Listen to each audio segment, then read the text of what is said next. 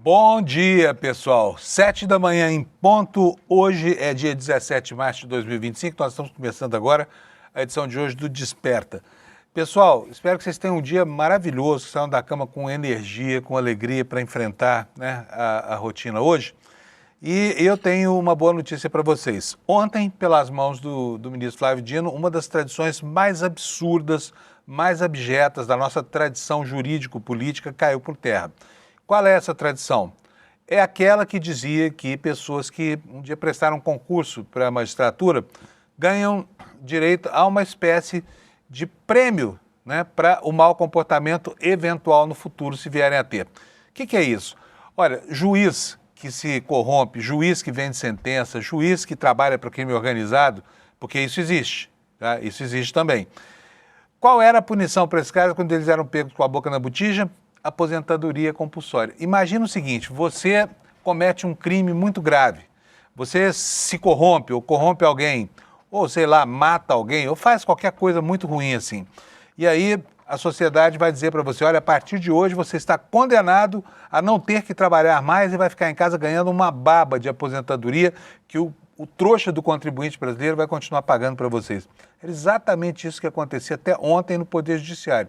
E olha, só não vai acontecer mais por uma decisão monocrática de um ministro que é o Flávio Dino, porque a Corte ainda vai ter que escrutinar isso e referendar a decisão do ministro Flávio Dino. Mas, de qualquer maneira, é um alívio saber que o país não premia bandidos que têm toga, com algo como isso, com a desnecessidade de fazer qualquer esforço ao longo de toda a vida, extensiva aos seus herdeiros e tudo mais, porque você é um delinquente, entendeu? Então, isso foi muito bom.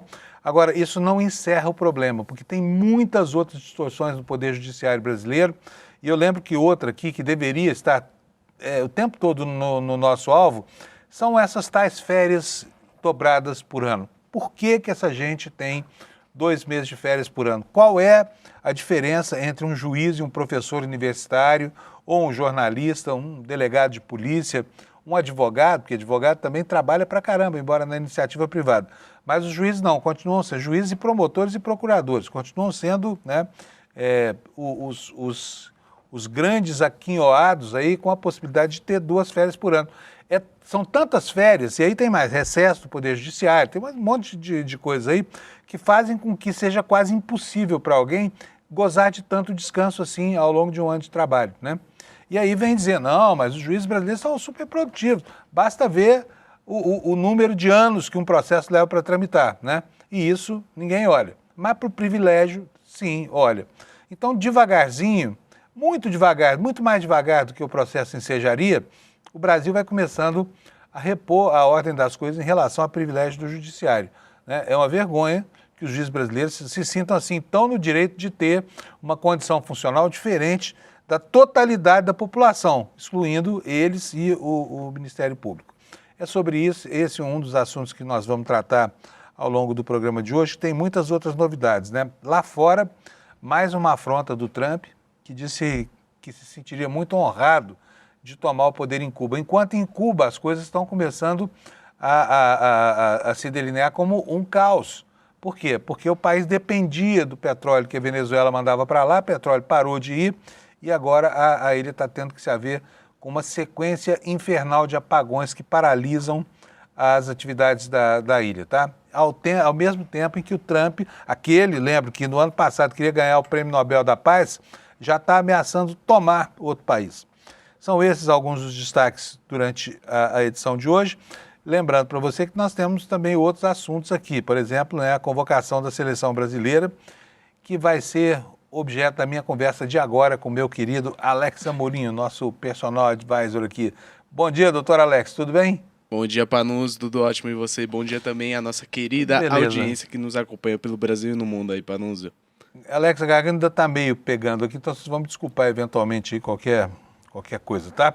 Sim. Alex, e aí, gostou da seleção do Ancelotti? Eu gostei, eu vou até colocar a artezinha que eu fiz aqui com os convocados que foram feitos para esses amistosos contra a França e Croácia. Lembrando que esse ciclo pré-Copa do Mundo, a comissão técnica definiu alguns jogos, então nessa convocação vamos jogar contra os europeus. Na próxima iremos jogar contra a seleção panamenha e contra o Egito, que será os 2 últimos amistosos antes da Copa do Mundo.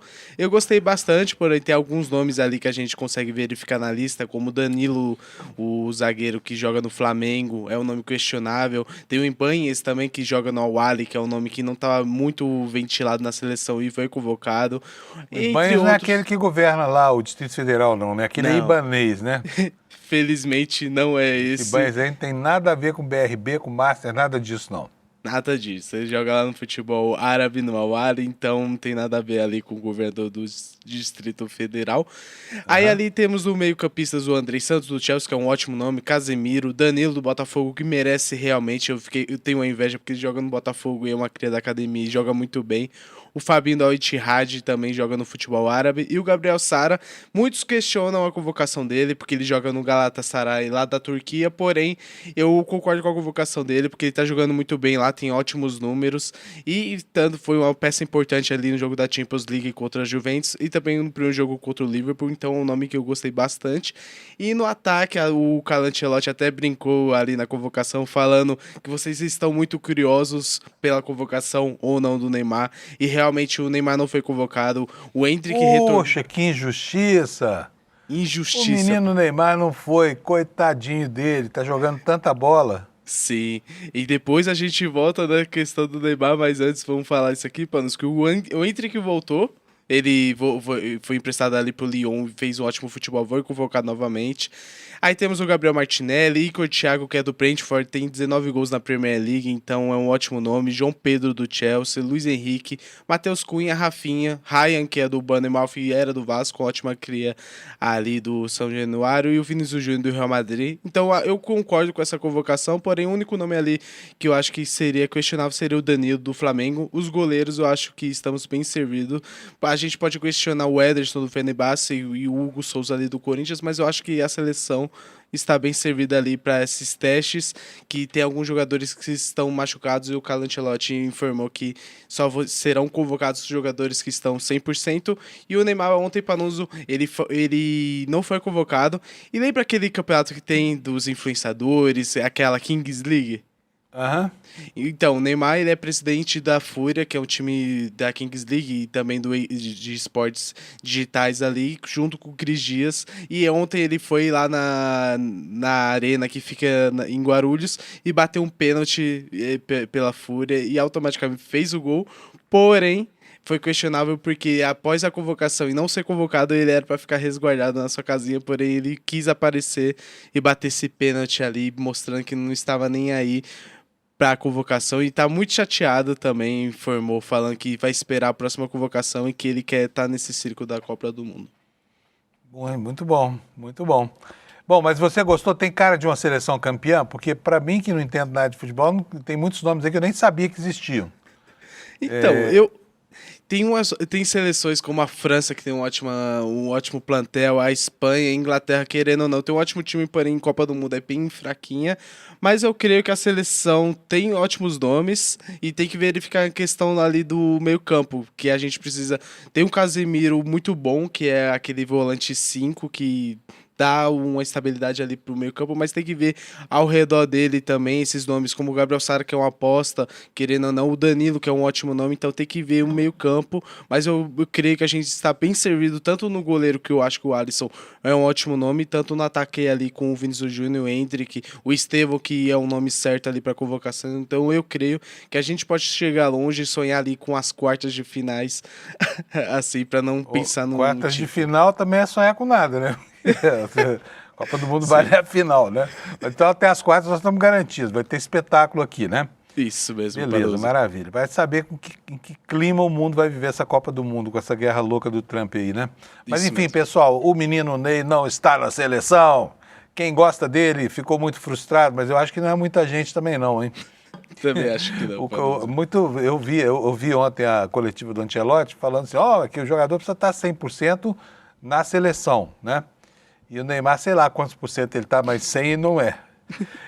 Ô, Sim, Alex, isso mesmo. então beleza. Temos mais alguma coisa para hoje, não? Sim, só para não deixar passar, a gente teve a finalização ali da sexta rodada. O jogo entre Chapecoense e Grêmio foi um empate 1-1. Esse empate fez o Grêmio ficar em oitavo colocado com 8 pontos. E a Chapecoense está em décimo. Pode passar para mim, Anderson, por favor? A Chapecoense está em 12º com 6 pontos. Então essa é a tabela final após a sexta rodada, Panuso. De resto, é apenas isso. Ok, beleza, maravilha, Vamos tá nessa. ótimo. Um abração, obrigado, viu? Abraço. Até amanhã. Então é isso, pessoal. Abemos seleção brasileira. Se abemos Copa do Mundo decente ou não, não sei, né? Essa Copa vai ser muito estranha, né? Lá nos Estados Unidos, em pleno clima de guerra no mundo aí, né? Com a seleção já do Irã dizendo que não vai. Enfim, vamos ver o que vai dar. Pessoal, vamos para a meteorologia então? Já são 7h10, o reloginho está correndo, você está correndo aí na sua casa para não chegar atrasado. Saiba o clima que você vai enfrentar. Olha, hoje o mapa do serviço meteorológico está assim, boa parte do país vai chover, é a parte amarelada aí, né? E o INMET faz aqui 2 alertas que eu não vou nem ler para você, porque são alertas sem gravidade, tá? Só de chuva grande que deve cair por aí. Então vamos logo para a previsão do tempo nas capitais, para você saber como é que vai ser a meteorologia aí pertinho da sua cidade, se não na sua cidade, tá bom? Começando por Porto Alegre, o calor continua por lá, hoje vamos ter 33 graus Celsius, né? Possibilidade de chuva isolada. Em Florianópolis, apenas nuvens no céu, não tem previsão de chuva, 31 graus de máxima. Em Curitiba, também dia nublado, com 30 graus de máxima. Em São Paulo, nevoeiro, hoje não tem previsão de chuva para São Paulo, nem para o Rio de Janeiro, onde a temperatura vai chegar a 21 graus Celsius, e nem para Vitória, que vai ter 29 graus Celsius, dia quente por lá. Em Belo Horizonte, a temperatura bate nos 30 graus. Em Brasília, há uma possibilidade de chuvinha durante a tarde, 26 graus de temperatura máxima. E em Goiânia, a temperatura vai chegar a 30, vai ser bem mais quente, né? Chuva isolada prevista aqui na grade do INEMET. Em Campo Grande, muitas nuvens, possibilidade de chuva isolada, máxima de 31. Em Cuiabá é a mesma previsão, para uma máxima de 33. Em Porto Velho, temperatura vai chegar a 30 graus, deve chover por lá e deve chover também na capital do Acre, em Rio Branco, né, onde a temperatura vai a 30 graus hoje. Em Manaus, teremos 34 graus de temperatura máxima. Em Boa Vista, 36 graus. No Amapá, em Macapá, 30 graus. Em Belém do Pará, 32 graus. Chove nesses lugares todos que eu falei, tá bom? Em Palmas do Tocantins também deve chover e a máxima vai a 32 graus. Agora vamos ver, que você está vendo que o mapa está incompleto, né? Não vou nem atualizar porque é capaz dele não rodar de novo. Mas vamos lá, São Luís do Maranhão terá possibilidade de chuva isolada e 28 de máxima. Em Teresina também pode chover, a temperatura vai a 32. Em Fortaleza vai a 30 graus, sem chuva. Há possibilidade de chuva isolada em Natal com 30 graus de máxima. Cadê João Pessoa? Está aqui João Pessoa. 29 graus Celsius de temperatura máxima, nuvens, não está prevista chuva. Em Recife também não tem chuva no horizonte, 31 graus de máxima. Maceió, 32. Aracaju também 32. E finalmente Salvador com 28 graus. Essa é a previsão da meteorologia para o dia de hoje. E agora eu vou mostrar para vocês os destaques aqui na página do ICL Notícias. Vou atualizar porque todo dia às 7 da manhã muda aqui a nossa página inicial, mas hoje não mudou não. Olha, aqui nós temos na manchete principal uma informação curiosa, porque há uma quantidade gigante de brasileiros que acham que os Estados Unidos inventaram a democracia, né? Nem sabe que a democracia remonta lá aos gregos e à antiguidade, e que tinha nos Estados Unidos a maior democracia da história da humanidade, o que acabou se revelando uma mentira quando veio aí o governo Trump com todas as suas idiosincrasias e os paradoxos, né, que a gente está vendo aí entre uma democracia cujas instituições não conseguem conter o ânimo de um sujeito notadamente demente, que é esse presidente dos Estados Unidos, e que está aí colocando fogo no mundo sem autorização do Congresso para isso, sem se importar com o que pensa a Suprema Corte, os juízes federais, nada. Nada importa para esse proto-ditador. Mas os Estados Unidos começam a pagar o preço, né? Já estão longe de ser essa suposta democracia que durante tanto tempo enganou tanta gente com a sua capacidade enfim, de maquiar os seus próprios problemas, coisa que agora já não existe mais por causa da intempestividade desse maluco desse presidente dos Estados Unidos. E começa a colher os frutos. Então daí essa manchete aqui, olha, um ranking está colocando a democracia brasileira muito acima da dos Estados Unidos pela primeira vez. E aqui não precisa nem de um levantamento de uma entidade estrangeira, etc, etc. Basta olhar como os Estados Unidos trataram lá a tentativa de investigação do Capitólio e como trataram também aqueles que estimularam, né, uma tentativa clara de golpe de Estado, como aconteceu aqui no Brasil, que aliás serviu de modelo, o 6 de janeiro deles, um ano antes, serviu de modelo para o nosso 8 de janeiro aqui. Mas aqui o principal líder está na cadeia. Se os Estados Unidos fossem uma democracia para valer, se as instituições tivessem o vigor da brasileira, o Trump estaria preso lá também, mas não está, está na presidência dos Estados Unidos. Só que, né, acabou o mito dessa grande democracia americana, que na verdade era um tigre de papel. Ruiu a primeira ameaça. Por isso essa manchete, o ranking coloca a democracia brasileira acima da dos Estados Unidos pela primeira vez, tá? E nas manchetes secundárias com relação ao que ocorre lá nos Estados Unidos, a informação de que Trump terá a honra de assumir o controle de Cuba. E foi tão atrevido na entrevista coletiva que ele falou, olha, podemos fazer de qualquer jeito, pacificamente, mas podemos tomar Cuba também. Como se aquilo fosse assim, algo que está assim, na prateleira de uma doceria e você vai lá e pega o doce e pronto, é seu e acabou, né? E ontem o Trump sofreu uma derrota em relação às expectativas dele para o comportamento dos aliados da Europa. A Europa disse um rotundo não para ele, não vamos lutar na sua guerra do Irã, não temos nada a ver com isso. A Alemanha falou alto, um monte de países lá disseram, olha, não temos nada a ver com isso, resolva você o problema dos bloqueios no Estreito de Hormuz. Esses são os assuntos em destaque aqui na área internacional, tá? Aqui dentro do Brasil, continua aí a polêmica, né, o cerco a informações que eventualmente chegam a CPIs, dando conta desse que talvez seja o maior corruptor de autoridades da história da República Brasileira, esse banqueiro vigarista chamado Daniel Vorcaro, né?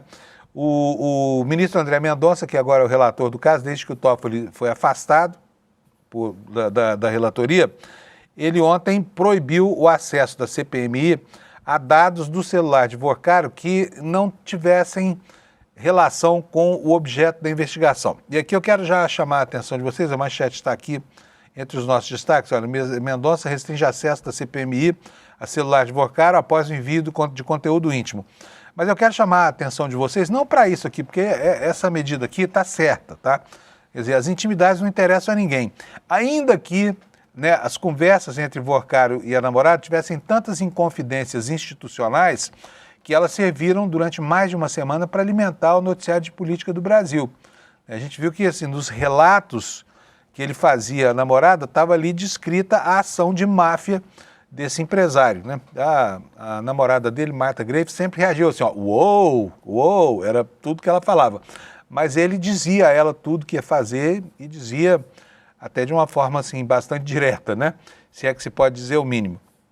Mas agora isso acabou, o ministro André Mendonça mandou tirar lá do ambiente da CPI para que não haja risco de vazamento. Mas aí vem a consequência, sabe? Quando um juiz estabelece, olha, isso não está na área foco do problema, isso não é objeto da investigação. O que mais que pode estar entre as provas que vão ser ou incineradas ou invalidadas, né? Outros tipos de assuntos. Por exemplo, o que será que o senhor André Mendonça vai fazer quando começarem a surgir as informações que levam, porque essas informações vão aparecer, que levam ao tipo de envolvimento dos colegas dele lá da Suprema Corte, Alexandre de Moraes e Dias Toffoli, com esse banqueiro, Daniel Vorcaro.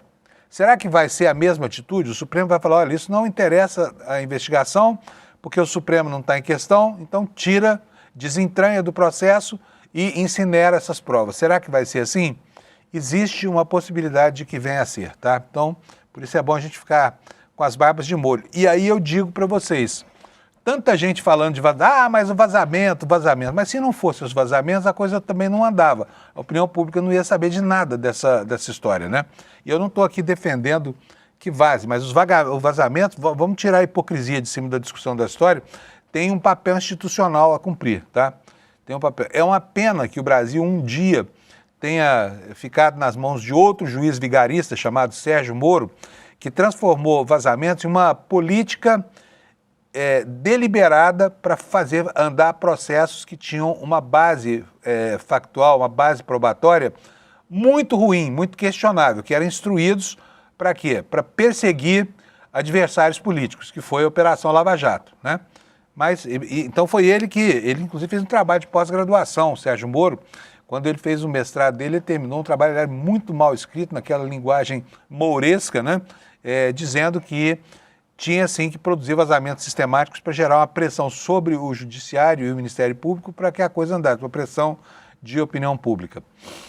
Mas vamos lá, vamos dar sequência aqui para os destaques na página do ICL, porque já o Kleber Lourenço está me esperando aqui.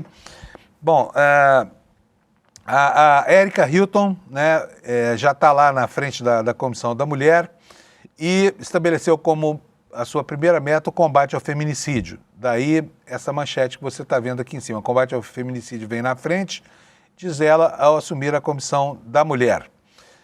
Lá na Câmara, o projeto de devastação do país continua a pleno vapor, né?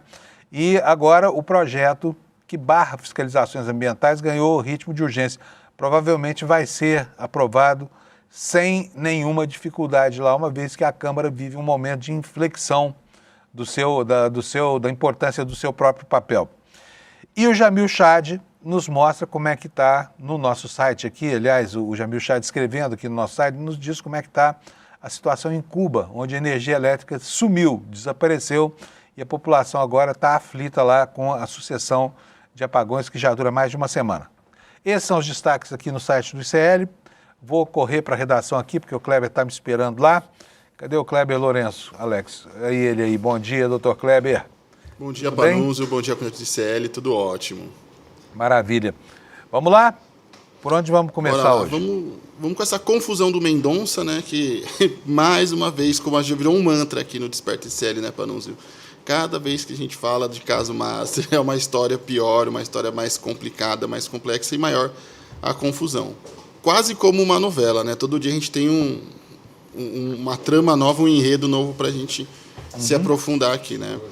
E nesse caso é o telefone, na verdade não só o telefone, mas os conteúdos íntimos que estavam no iCloud do Daniel Forcaro. Só para vocês entenderem como a situação aconteceu e como aquilo chegou na CPMI, esses dados chegaram na comissão na última sexta-feira e, dada a quantidade de informações, tinham também as informações do sigilo fiscal, também de Fabiano Zettel, aquele que é um dos principais doadores de Tarcísio e Jair Bolsonaro na campanha de 2022. Então, esse combo de dados estava desde sexta-feira na comissão. Até comentamos ontem, né, Panunzio, sobre as medidas de segurança que foram adotadas, de colocarem ali tudo na sala-cofre, proibirem de entrarem com telefones celulares, com notebooks, fazerem uma fila de entrada, também tempo de permanência limitada para cada entrada de cada parlamentar junto com a sua equipe para verificar as informações. Então, tinha uma série de medidas que foram adotadas na semana passada para evitar qualquer tipo de vazamento. Lembrando que o senador Carlos Viana vivia reforçando o presidente da comissão de que os vazamentos que tivemos dos dados da CPMI não vieram da CPMI, sendo que todo mundo recebeu os dados, inclusive com o nome ali, CPMI. Mas, dentro dessas informações que foram levadas, tinha toda a extração de dados que veio através de um requerimento, de alguns requerimentos que tiveram na CPMI do INSS, pedindo os dados do iCloud, que é aquela conta da Apple que são feitos os backups, que ficam arquivos de mídia e afins. E esses arquivos todos estavam lá no iCloud do Daniel Forcaro. O que chama a atenção é isso também. O teor desses arquivos, porque neles é possível identificar políticos, autoridades, todo tipo de pessoa nas festas privadas, inclusive que foram reportadas em primeira mão pelo Luiz Costa Pinto aqui do ICL, o Cine Trancoso, não estavam num pendrive, num HD externo, em um lugar mais seguro. Estavam simplesmente na nuvem do Daniel Forcaro. Quando a CPMI fez o requerimento e aprovou esse requerimento das quebras de sigilo, Panunzio, a comissão teve acesso a esses dados. E aí também fica uma informação interessante. Até o momento a gente tinha aquela história das informações que estavam com a Alcolumbre, que depois foram para a Polícia Federal e voltaram para a CPMI. Nesse caso da quebra de sigilo, os dados foram direto para a comissão.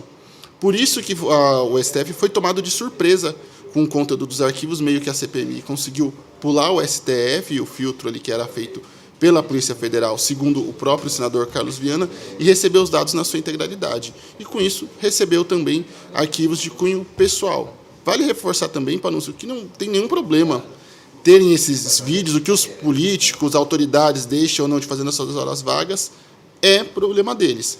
A questão é que existem suspeitas, inclusive algumas sob investigação do próprio TCU, de que Daniel Vorcaro gravava essas festinhas do famoso Cine Trancoso a fim de depois fazer coação e extorsão de autoridades, Panunzio. Estou aqui tentando entender que camiseta é aquela que o William De Luca está usando ali atrás de você. Depois você me explica, tá? Tá. Botafogo da Paraíba, estamos dizendo o Alex aqui, nossa enciclopédia aqui.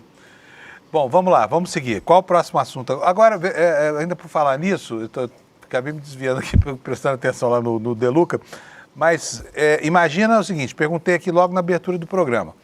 E se o André Mendonça considerar que outros assuntos que não estão diretamente relacionados com o objeto da investigação, que é a quebra do Banco Master, de repente aparecerem? Por exemplo, as relações entre Toffoli e o dono do Banco Master. Né, as relações entre Alexandre de Moraes, a mulher do Alexandre de Moraes e o Daniel Vorcaro. Será que essas provas também vão ser desentranhadas, Kleber? Olha, para que elas possam passar para a CPMI, é necessário que elas tenham alguma relação com o objeto de investigação da CPMI e do INSS, que são aqueles desvios dos aposentados. Pode ser, e aí é claro, fica tudo no campo das possibilidades, que se isso tiver alguma relação com o caso Master, sim, possa ir para as investigações do caso Master pela Polícia Federal, já que é a própria Polícia Federal que vai fazer o filtro dessas informações. Então, não vai chegar primeiro no STF, o STF vai fazer um filtro, depois mandar para a Polícia Federal. Segundo a decisão do André Mendonça, esses dados já foram direto para a Polícia Federal, que retirou ali as informações todas da sala cofre da comissão ontem à noite mesmo. Então, quem vai fazer esse filtro é a Polícia Federal, Panunzio, o que pode nos deixar até um pouco mais tranquilos sobre a custódia dessas informações e a destinação.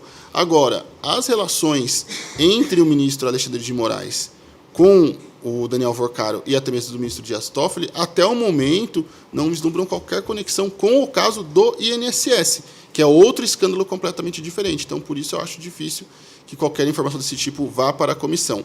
Vale reforçar também que não seria surpresa também caso qualquer outro tipo de dado, mesmo após um filtro da PF, um dado que não tenha nada a ver com a investigação, vá parar nas mãos da CPMI e do INSS. Porque isso já aconteceu. Naquela primeira quebra de sigilo dos dados da conversa da namorada, da então namorada de Daniel Vorcaro com ele, essas informações não tinham nenhuma relação com os desvios do INSS, com o escândalo dos descontos indevidos de aposentados e pensionistas.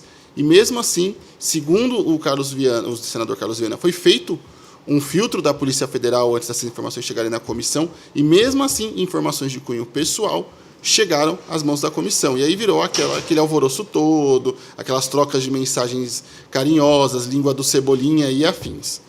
Então, nada garante que conteúdos estranhos cheguem também nas mãos da comissão de qualquer maneira, já que mesmo com filtro isso já aconteceu uma vez.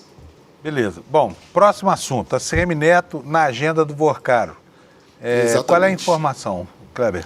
Olha, nessa mesma quebra de sigilo que teve do iCloud do Daniel Vorcaro, foram recebidas também as informações dos contatos que foram salvos na nuvem de Daniel Vorcaro. Então, se ele tem, vamos supor, 4, 3, 5 telefones, ao que tudo consta, são 8 telefones apreendidos de Daniel Vorcaro.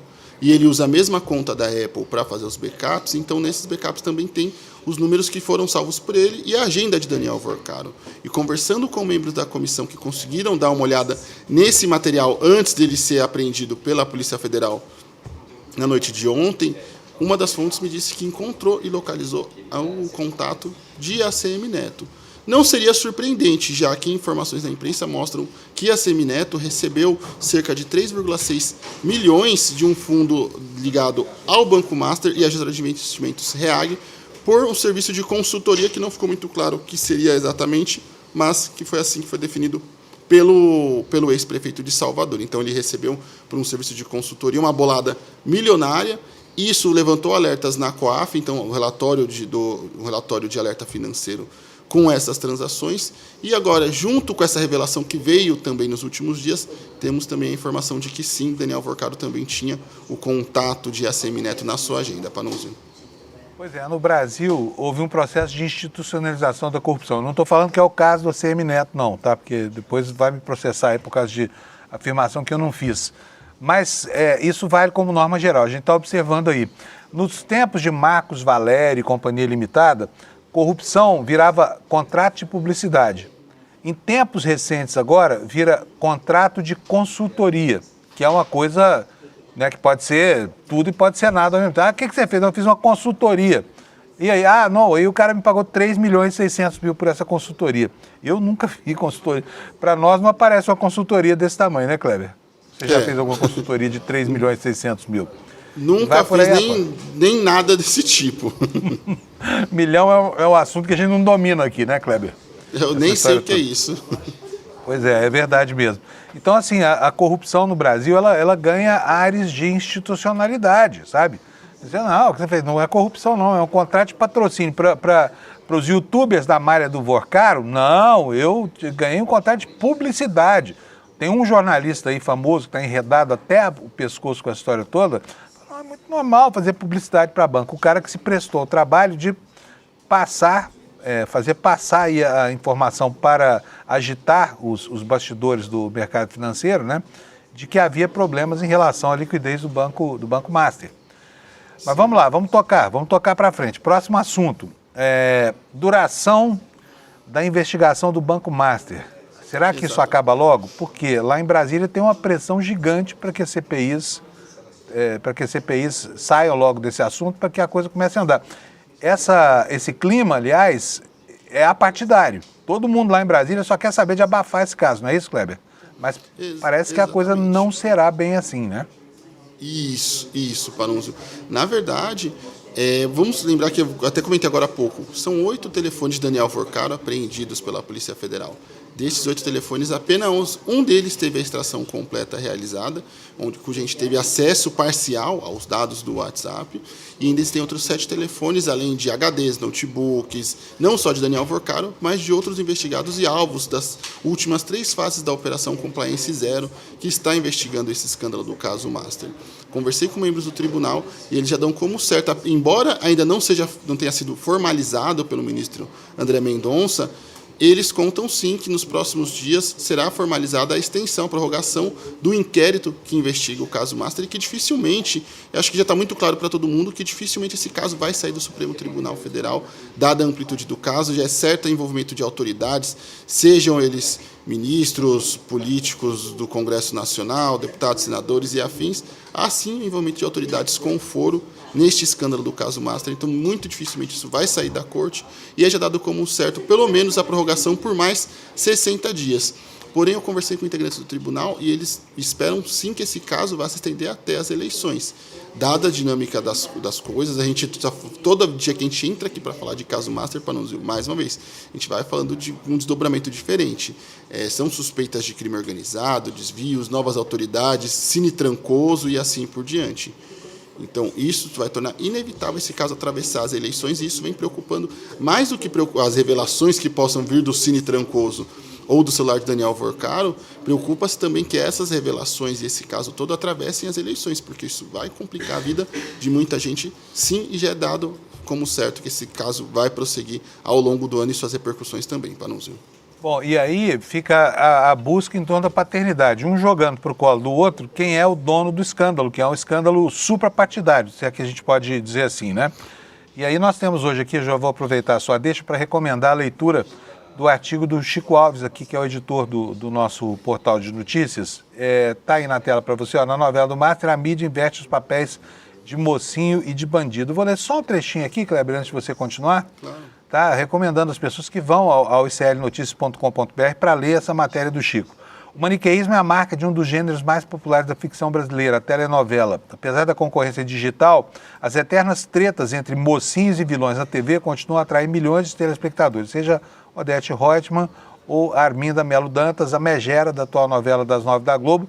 Sempre há um desses seres maléficos a ser abatido pelos heróis nos folhetins televisivos. O sucesso de público fez com que o gosto por produzir enredos complexos ao embate do bem contra o mal também seja comum em outra área da comunicação, não só na teledramaturgia, viu, Kleber? Que é o que a gente faz aqui, é o jornalismo da grande mídia, especialmente quando os barões da imprensa querem fazer valer os seus interesses eleitorais, né? Então está aqui, leiam para saber a conexão. E eu gostaria de ter escrito aqui um artigo falando sobre a paternidade propriamente dita, o DNA. Por quê? Esse escândalo que a esquerda brasileira teme tanto não é um escândalo genuinamente da esquerda, é um escândalo da direita brasileira. Esse escândalo pertence a quem? Ciro Nogueira, Antônio Rueda, Hugo Mota, ao presidente do Senado, ao Columbre, né? Esses são os verdadeiros amigos de Daniel Vorcaro, né? E a esquerda está assim, ó, tremendo de medo do que pode acontecer por aí. Bom, vamos lá. Próximo assunto, então, Kleber. Próximo assunto para você é... Acho que é o último, que é a confusão. Mais uma repercussão dessa confusão, que é o caso Master, porque isso vem colocando mais uma vez os bolsonaristas e os entusiastas da Operação Lava Jato de novo em rota de colisão, Panunzio. Agora, a suspeita são de que, por exemplo, membros e apoiadores da antiga operação estejam ali retendo informações e vazando informações para a imprensa a fim de prejudicar aliados de Jair Bolsonaro, por conta de que das informações que a gente tem sobre isso, por exemplo, é uma crise envolvendo Sérgio Moro e também o Flávio Bolsonaro no Paraná. Felipe Barros, recentemente, em entrevista, negou que Flávio Bolsonaro fosse fazer qualquer tipo de apoio ou aproximação com o Sérgio Moro, que vai disputar o governo do estado do Paraná, não se sabe ainda por qual legenda, mas o pano de fundo, segundo alguns interlocutores no Congresso Nacional, seria o caso Master. Um exemplo também dessas repercussões é o Flávio Bolsonaro, que recentemente até falou sobre isso um pouquinho aqui no Desperta, desandou a ofender e atacar o senador Alessandro Vieira, que é um entusiasta da antiga Operação Lava Jato, falando que a iniciativa dele de votar, que querer fazer uma CPI para investigar os ministros Alexandre de Moraes e Toffoli é ilegal, um absurdo, assim, falou vários dissabores ao senador. E uma das informações que eu tenho ali de bastidor é de que, segundo esses membros que são apoiadores da Lava Jato, que são entusiastas da Lava Jato, Flávio Bolsonaro estaria preocupado, inclusive, com as relações de seu pai com Fabiano Zettel, que a gente fala constantemente ali, um dos principais doadores de Jair Bolsonaro na campanha de 2022. Então, todo esse pano de fundo vai criando mais uma confusão. Vale lembrar que não seria a primeira vez que bolsonarismo e lavajatismo entram em rota de colisão. Eles racharam lá em 2021, quando o Sérgio Moro descobriu que não ia ser o herdeiro do bolsonarismo, que não ia ser o próximo à linha sucessória. Então, teve aquela confusão toda, aquela discussão. Ele saiu denunciando que Jair Bolsonaro queria influenciar na Polícia Federal. E, depois disso, reataram em 2022, durante a campanha, mas tudo indica que eles vão rachar de novo agora por conta do caso Master. Então isso é mais um reflexo desse escândalo de Daniel Vorcaro. Beleza, maravilha. Estamos quites, então. Obrigadíssimo para você, Kleber. A gente se encontra aqui amanhã, então, para passar o noticiário, tá bom? Valeu, Imagina, obrigado, tchau, Kleber. tchau. Até mais.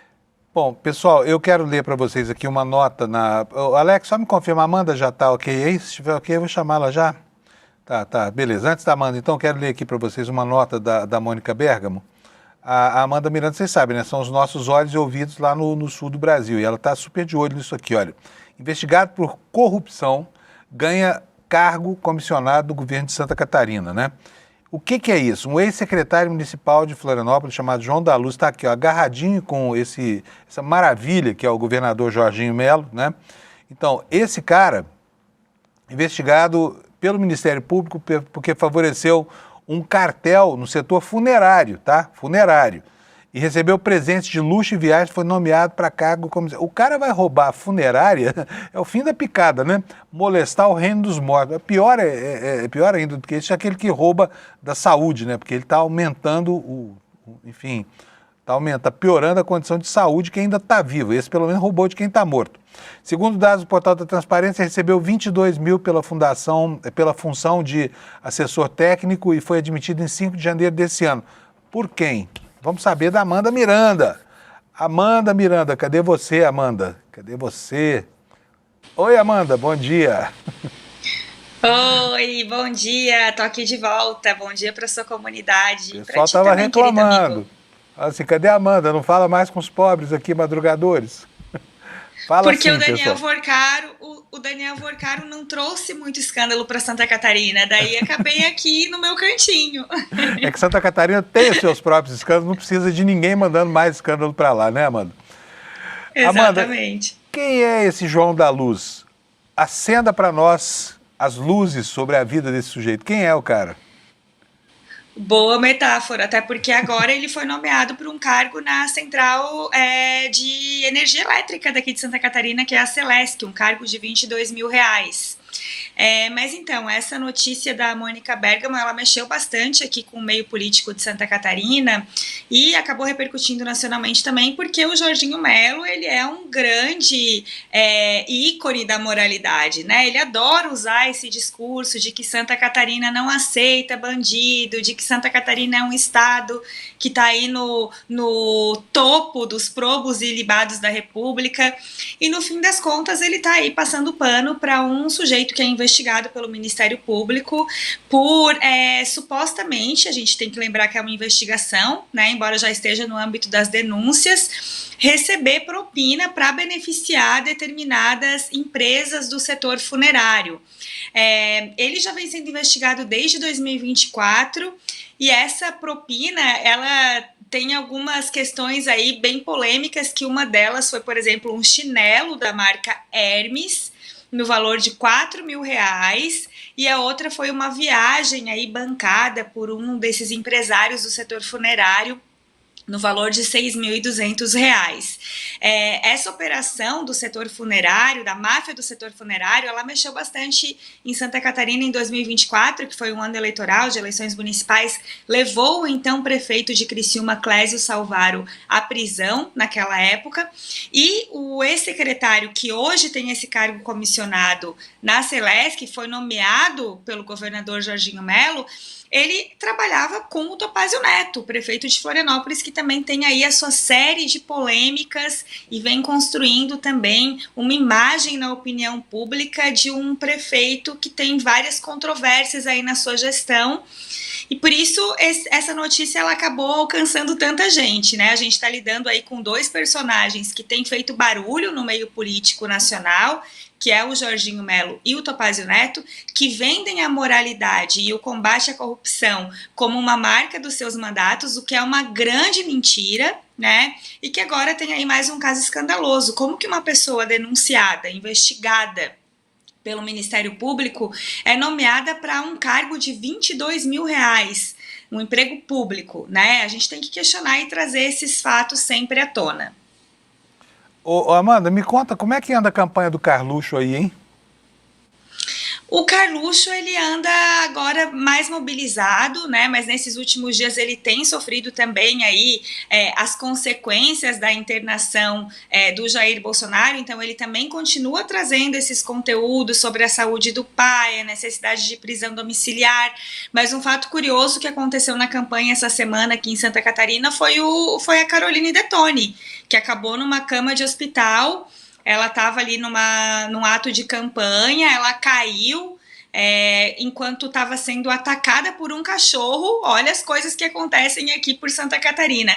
Ela caiu no meio de umas pedras e acabou com o joelho fraturado em 6 partes, teve que fazer uma cirurgia de emergência. Nossa! E o Carlos Bolsonaro...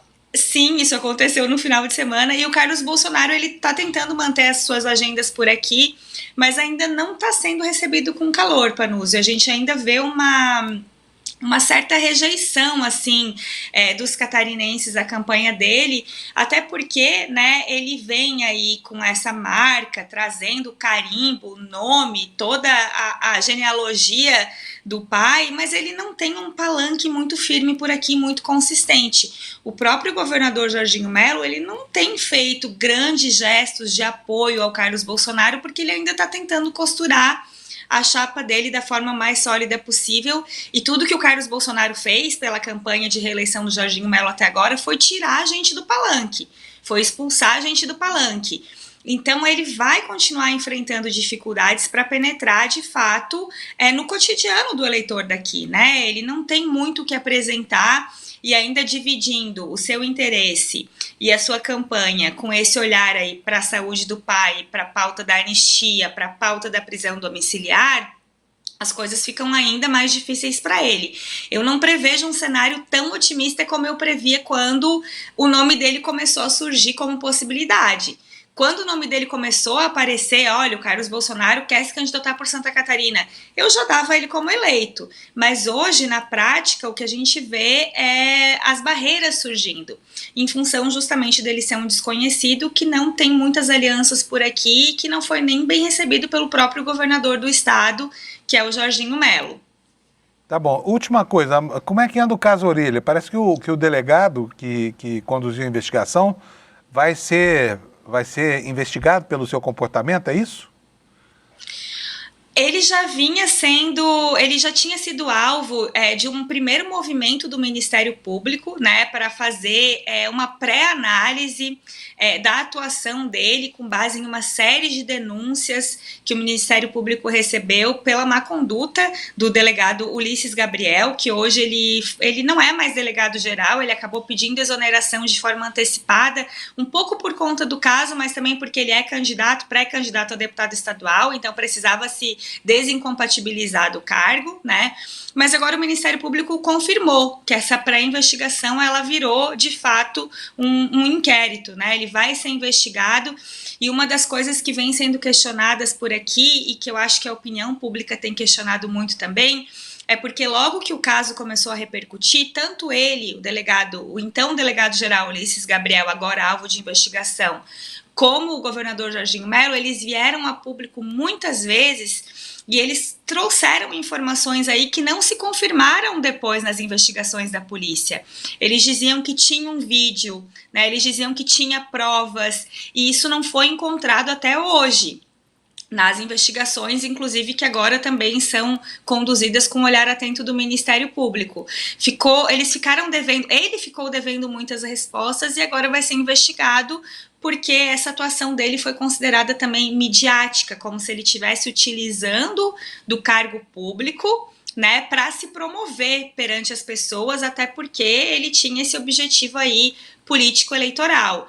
Então, a gente pode ter repercussões bastante polêmicas ainda, embora eu ache que o caso Orelha devia ter chegado no governador, porque o governador Jorginho Melo, ele falou que viu provas de embrulhar o estômago e ninguém nunca teve acesso a essas provas. Será que essas provas existem? Se elas existem, por que elas não estão nos autos? Ou por que elas não vieram a público? E se elas não existem, ele mentiu que existiam provas, né? O Ministério Público precisa chegar no governador também. Agora, precisa saber também, né, Amanda, o que embrulha o estômago do Jorginho Melo. Pode não ser a mesma coisa que embrulha o nosso estômago. Por exemplo, se o filho de alguém muito próximo dele é um daqueles moleques lá, isso deve embrulhar o estômago dele, né? E não embrulha o nosso. Com certeza. Não é isso? Com certeza. Recomendamos um bom vonal aí, ou um sonrisal para o governador Jorginho Melo e nós queremos conhecer essas provas, não é isso, Amanda? É isso mesmo, a gente precisa lutar para que as investigações andem e tragam respostas para a população. Muito bom, um beijão para você, Amanda, obrigado, viu, por ter participado aqui hoje, o pessoal estava com saudade de você, obrigado, viu? Obrigada, querido, um beijo para todo mundo. Beijo, tchau, tchau, bom dia. Pois é, pessoal, vamos andar rápido aqui, porque o dia corre, né, e as informações não param de chegar aqui, tem muita coisa ainda, então hoje eu vou ler rapidinho para vocês aqui os destaques, os demais destaques, para você ficar muito bem informado, tá? Primeira coisa, Alex, põe na tela para mim, por favor, aí. A Câmara aprova urgência do projeto que vai barrar... É Brasil, né? Sabe, o projeto vai barrar fiscalizações ambientais e ao invés de andar para frente, a gente anda para trás aqui no Brasil. Gente, eu, quando vejo a cara desse sujeito aqui, me dá a mesma sensação dessa que o Jorginho Melo falou, me dá embrulho de estômago, tá bom? De ver, assim, né, a cara do coronelismo reformado no Brasil. Vamos lá, Laura Scofield e João Gabriel, matéria na Folha Press, reproduzida aqui no nosso site, dizendo que a Câmara dos Deputados acelerou ontem a tramitação de um projeto de lei que proíbe que órgãos ambientais paralisem atividades em áreas desmatadas ilegalmente quando a detecção do desmatamento for feita por meio de tecnologia remota. Então, você tem que ter o técnico lá, no meio da Amazônia, no igarapé qualquer daquele, o cara resolve botar fogo na floresta, o satélite tira a foto, mostra lá a devastação. Não vale. Não vale, tem que mandar, pega o avião da FAB e manda o fiscal lá para ver a mesma coisa que o satélite viu, né? A reportagem explica o seguinte: esse projeto pode barrar operações do IBAMA que tem ampliado a aplicação de sanções e multas a partir de imagens de satélite e cruzamento de informações com outras bases de dados. Satélite não me venha com satélite aqui ver a devastação que eu aprontei. Por outro lado, procura-se, vivo ou vivo. Quem vir por aí, por favor, dê notícia, tá? Eduardo Bolsonaro. Eduardo está pendurado lá no emprego dele na Polícia Federal. Vai perder o emprego por abandono de emprego. Já perdeu o emprego de deputado federal. Agora vai perder o de escrivão de polícia, tá? O que diz aqui a matéria? Eduardo Bolsonaro foi oficialmente citado pela Polícia Federal e agora terá 15 dias para apresentar a defesa em um processo administrativo que apura um suposto abandono do cargo de escrivão. Notificação publicada nesta segunda-feira, ontem no Diário Oficial da União, traz a informação de que ele está em Lins. Sabe o que é Lins? Não é Lins no estado de São Paulo, não. É local incerto e não sabido. Lins, tá? É um acrônimo, um clássico enfim, dos prófugos da justiça brasileira.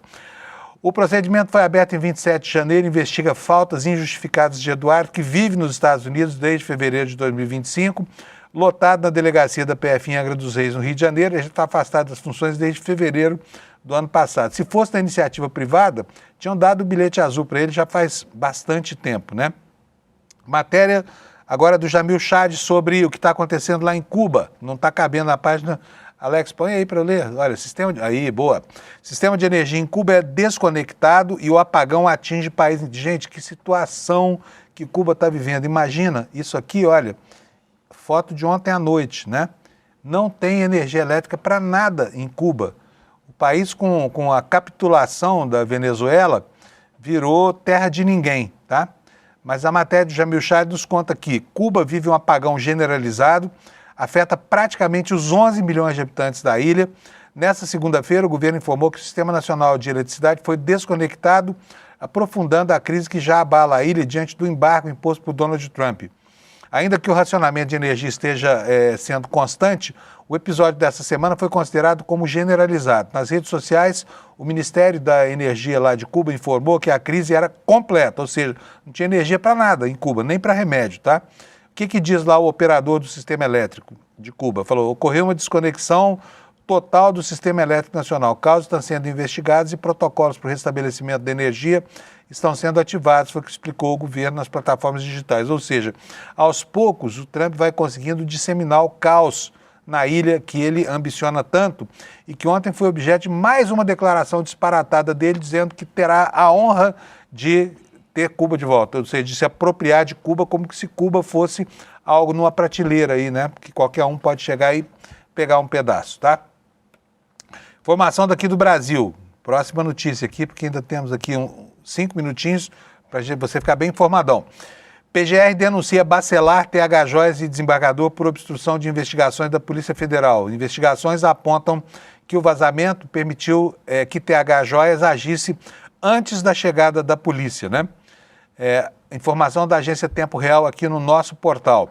A Procuradoria-Geral da República denunciou ontem o presidente afastado da Assembleia Legislativa, Rodrigo Bacelar, do Rio de Janeiro, e esse ex-deputado Tiago Raimundo dos Santos Silva, que é conhecido mais como TH Joias lá, que o sujeito era parça, né, do Comando Vermelho lá no Rio. E também o desembargador Macário Ramos Júdice Neto. São acusados de obstrução na investigação da Polícia Federal sobre vazamento de informações sigilosas ao Comando Vermelho. A acusação aponta que o magistrado se valeu da amizade com Bacelar para vazar informações sigilosas sobre a Operação Zargum, realizada em setembro do ano passado, cujo alvo era o tal do TH Joias, tá? Funcionário do Comando Vermelho. Gente, o eleitor do Rio de Janeiro precisa prestar atenção a isso aqui, né? Levar essa gente horrorosa para posições chaves, né, na chefia dos poderes do Estado. Eu fico me perguntando, o que o cara que vota em um bandido como esse Bacelar ou em outro bandido como esse TH Joias, que era um moleque de recados do tráfico, acha que vai ganhar da política? E aí o cara, vai lá para o grupo de WhatsApp dele e fala: política é tudo uma merda, não tem ninguém que preste no Brasil. Esquecendo que ele elegeu esse tipo de gente, né? Vai reclamar do quê? Aí a escola do moleque dele não funciona, o hospital não tem remédio, não tem médico, né? A estrada está esburacada. Por quê? Porque as pessoas acham que política é brincadeira, que lidar com o bem comum pode ser feito isso assim, sem nenhum tipo de seriedade, tá? Próxima notícia. Bolsonaro segue melhorando no hospital, continua internado lá em Brasília, mas a função renal dele foi restaurada, né? Foi o que o último boletim médico nos informou. De acordo com o boletim médico divulgado nesta segunda 16, o ex-presidente condenado Jair Bolsonaro apresentou evolução clínica e laboratorial nas últimas 24 horas.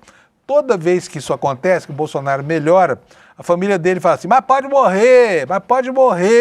Pode, todo mundo pode morrer, eu também posso morrer, você que está me assistindo aí pode morrer, mas o fato é que o Bolsonaro está melhorando. Ele é um paciente complicado pra caramba, mas vem resistindo. E a família e os advogados insistindo, mas ele corre risco de vida lá. Mas olha só que beleza, passou mal na cadeia e foi levado para o melhor hospital do Brasil hoje, que é o tal dessa rede Star, né? No caso dele, o DF Star, lá em Brasília. Bom, diz aqui a notícia, apesar da evolução considerada positiva, o ex-chefe do executivo permaneceu internado lá na unidade de terapia intensiva do Hospital DF Star. Os médicos informaram que ele segue recebendo suporte clínico intensivo, além de fisioterapia respiratória e motora, e ainda não há previsão para deixar a UTI. Aí eu digo para vocês o seguinte, se por acaso o Bolsonaro for para casa, passar mal e morrer em casa, o pessoal vai dizer, tá vendo só, tirou da papuda, Bolsonaro morreu porque foi para casa. Aqui é assim, no caça de bico, não tem o que fazer, tá?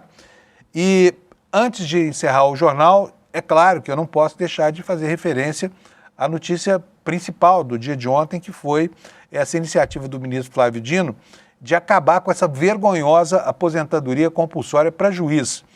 O delinquente que veste toga é premiado com a vagabundagem. Ele fica com o direito, recebendo do contribuinte brasileiro um salário para nunca mais na vida ter que trabalhar. Ou você acha que ganhar 30 e tantos mil reais por mês é pouco?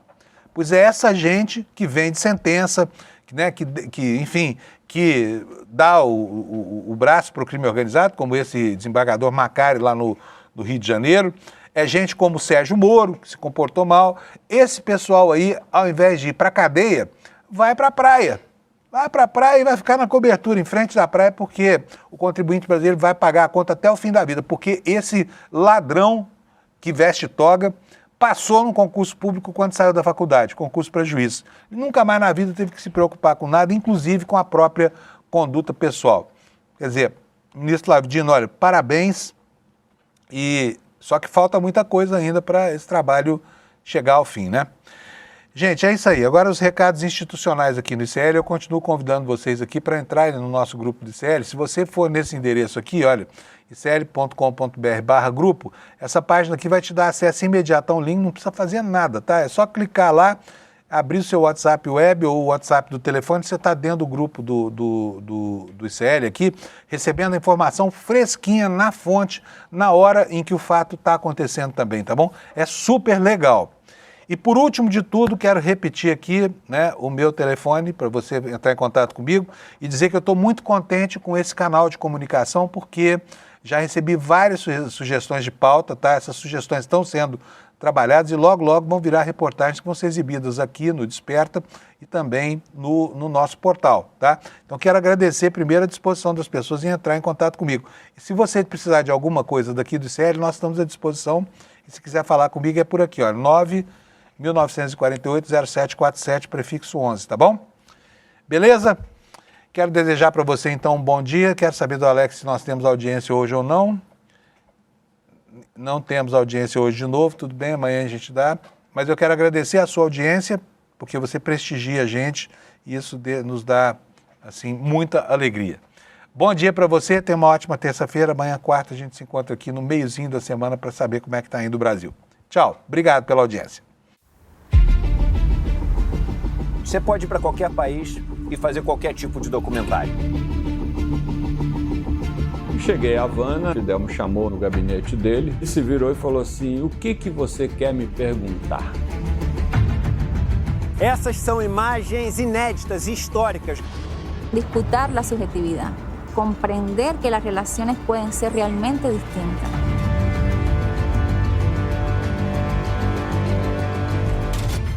Siempre se habla de los que se van de Cuba, pero no se habla de la mayoría, que son los que se quedan viviendo en Cuba. Porque nosotros tenemos una cultura de la resistencia y de la emancipación, pero hemos generado una cultura de la solidaridad. ¡Patria o muerte! El verdadero revolucionario tiene que tener una gran capacidad para amar, porque si no tienes esa capacidad para amar, tú no puedes entregar tu vida a una causa.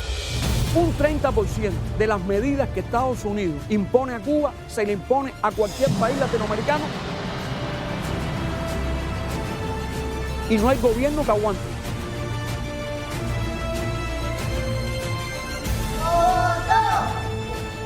Entrevista com o presidente de Cuba, Miguel Díaz-Canel. Quítenme el bloqueo a ver qué pasa.